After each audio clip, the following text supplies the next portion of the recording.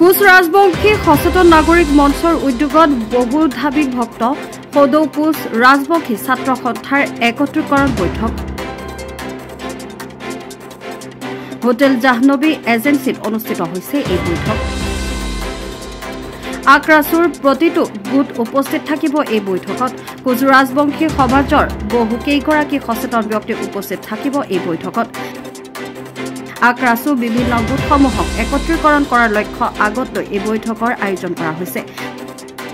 লগতে কোচ ৰাজবংশী সকলৰ বিভিন্ন সমস্যাৰ ওপৰতো কৰা হ'ব আলোকপাত নমস্কাৰ আপোনালোকে জানিব পাৰিছে যে আজি ইয়াত হোটেল জাহ্নবীত আমি কোচ ৰাজবংশীসকলৰ যেটো জাতীয় সংগঠন সদৌ কোচ ৰাজবংশী ছাত্ৰ সন্থাৰ এটা সংগ্ৰামী সত্তা এই সত্তাটোৰ মানে যোৱা কিছু বছৰ ধৰি এটা মানে দুদিনৰ পৰা দৰে হৈছিল বিভাজনৰ আৰম্ভ মানে পাকচক্ৰত পৰি গৈছিল আৰু সংগঠনটোৰ আহি কেইটামান ভাগত বিভক্ত হৈ পৰিল এনে হোৱাৰ ফলত আমাৰ মাজত যেটো সংগ্ৰামী সত্তা আছিল জাতীয় চেতনা কঢ়িয়াই লৈ যোৱা ধাৰক হিচাপে যেটো সত্তা আছিল সেই সত্তাটোৰ প্ৰায় গতিধাৰা স্তব্ধ হোৱাৰ দৰে হৈ পৰিছে এনে অৱস্থাত আমাৰ যিসকল শুভচিন্তক আমাৰ সমাজৰ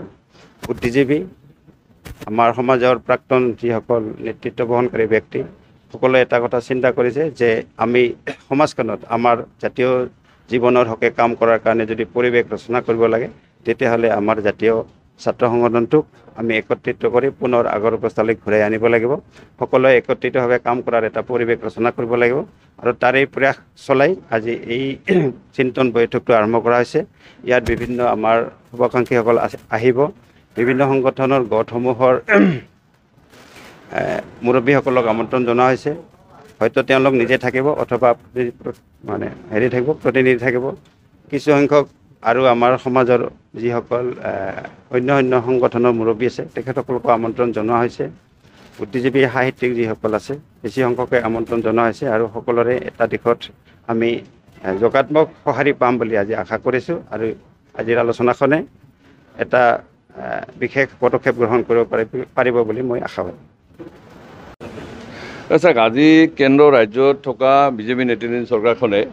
আজি আমাৰ সুদীৰ্ঘ দিন ধৰি দাবী কৰি অহা জনজাতিকৰণৰ বিষয়টো সমাধান কৰা আৰু বিশেষকৈ আজি কোচামী জনগোষ্ঠীৰ জাতীয় যিমান সংগঠন আছে আৰু আক্ৰাছু আজি বহুধা বিভক্ত হৈছে আৰু চৰকাৰে ইয়াৰ সুযোগ লৈছে আমি এই সুযোগটো দিব খোজা নাই আৰু এনেকৈ যদি থাকোঁ তেতিয়াহ'লে আমাৰ যিসকল বৰেণ্য নেতাই জনজাতিকৰণৰ বিষয়টো প্ৰথমবাৰৰ কাৰণে উত্থাপন কৰিছিল যিসকল আজি এই আমাৰ সমাজত নাই তেওঁলোকে মানে ত্যাগ কৰি জাতিৰ হকে ত্যাগ কৰি গুচি গ'ল আমি বৰ্তমান প্ৰজন্ম বা ভৱিষ্যত প্ৰজন্মৰ কাৰণে যাতে আমি জাতিগোষ্ঠীটোক মানে প্ৰতিষ্ঠা কৰিব পাৰোঁ তাৰ কাৰণে নিশ্চয় আমাৰ এটা ঐক্যবদ্ধ শক্তি লাগিব কিন্তু আজি আমি ঐক্যবদ্ধ হৈ থাকিব নোৱাৰাৰ কাৰণে আজি চৰকাৰে তাৰ সুযোগ লৈছে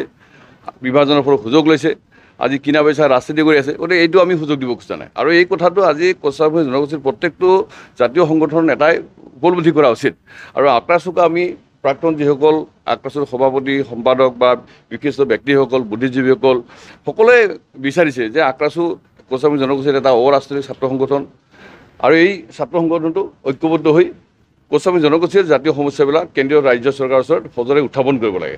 গতিকে এইটো দেখা নাই গতিকে সেইকাৰণে আজি কোচামী জনগোষ্ঠীৰ চিন্তাশীল ব্যক্তিসকলে বুদ্ধিজীৱীসকলে আক্ৰাছুৰ প্ৰাক্তন সভাপতি সাধাৰণ সম্পাদক বিশিষ্ট ব্যক্তিসকলে আজি বঙাইগাঁৱৰ হোটেল জাহ্নবীত এক একত্ৰীকৰণ চিন্তন বৈঠক আমি আহ্বান কৰিছোঁ আৰু এই বৈঠকত আমি বহুধা বিভক্ত কোচামী জনগোষ্ঠীৰ আক্ৰাছুৰ মানে আমি নেতৃত্বক আমি মাতিছোঁ বুদ্ধিজীৱীসকলক মাতিছোঁ বিভিন্ন সংগঠনৰ নেতাসকলক মাতিছোঁ আৰু সকলোৱে ইতিমধ্যে প্ৰায় আহিছে আৰু মই ভাবোঁ যে আজি এই চিন্তন বৈঠকত এক সিদ্ধান্ত মানে ওলাব আৰু এই চিন্তন বৈঠকৰ লোৱা যি সিদ্ধান্ত সেই সিদ্ধান্তৰ মৰ্মে আমি ভৱিষ্যতে আমি কাৰ্যপন্থা গ্ৰহণ কৰিম গতিকে মই ভাবোঁ যে আক্ৰাছুৰ যিসকল নেতা তেওঁলোকে ব্যক্তিগত মতাদৰ্শ সাংগঠনিক মতাদৰ্শ পৰিত্যাগ কৰি তেওঁলোকে জনগোষ্ঠীৰ বৃহত্তৰ স্বাৰ্থত এটা গোটত ঐক্যমতত হৈ কেন্দ্ৰীয় ৰাজ্য চৰকাৰৰ ওচৰত কোচামী জনগোষ্ঠীৰ জাতীয় সমস্যাবিলাক আমি দাঙি ধৰিব লাগে চিন্তন বৈঠকৰ জৰিয়তে আজি আমাৰ ইয়াত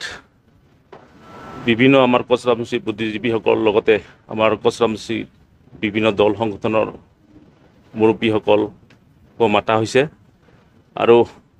এই চিন্তন বৈঠকৰ জৰিয়তে যি আমাৰ কোচ ৰাজবংশী জনগোষ্ঠীৰ যি সংগ্ৰামী সত্তা লৈ আক্ৰাছু গঠন হৈছিল, কিন্তু ক্ৰমান্বয়ে আমাৰ কোচ ৰাজবংশীৰ এই সংগঠনসমূহত আক্ৰাছুৰ যি উদ্দেশ্য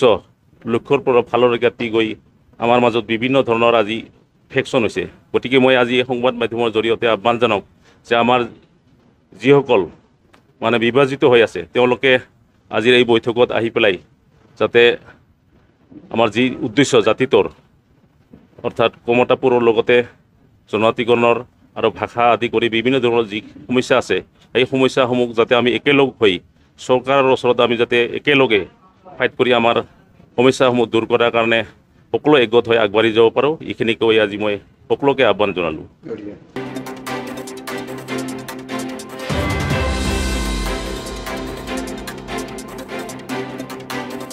ব্যুৰো ৰিপৰ্ট, ৰিপাব্লিক এনি।